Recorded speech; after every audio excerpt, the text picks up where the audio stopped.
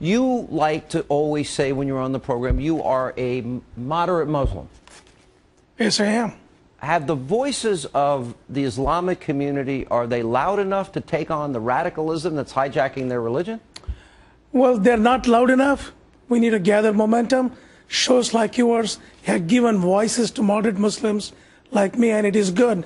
And we need to gather up momentum, get more Muslims to start speaking, to let those radicals know that we don't care about them, they are very few, and there is no encouragement for them, and they shouldn't do what they're doing. But your voice, to me, is unique.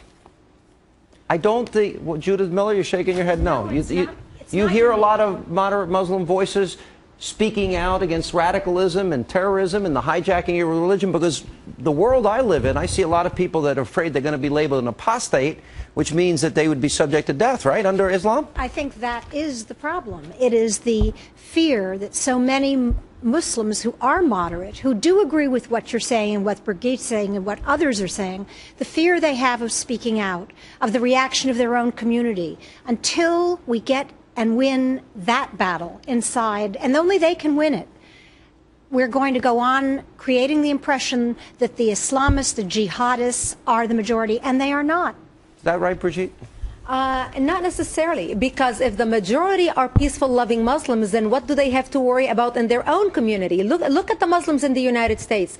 If there was ever a group of people who are protected under our Constitution to speak freely and be protected, and supposedly the majority of them are moderate, how come they are not bonding together? And if any radical hurt any of them when they speak up in defense of the United States, the radicals should be squashed. So you're saying Mike is an anomaly? Mike Ghouse, you've debated him many times on my show. Is he an anomaly? Mike, no. There are people like Mike, but where are the funders of people like Mike? Where is the funding? You're going to tell me there's not one mega millionaire from Saudi Arabia or the Islamic world that can give Mike $5 million and say, you know what, I believe in your moderate message. I want to help you build a grassroots organization. Where does CARE get its funding? Exactly. CARE gets its funding from the Middle East. Mm-hmm. Well, CARE is not getting, I think they used to get the funding from Middle East, but they're not. But the moderate Muslims are gaining momentum. There are more and more people. I'm in the community, Muslim community. There is a lot of support for what I am doing. Does the Muslim community support me? Because I've been very outspoken against radicalism and Sharia and the treatment of women under Sharia.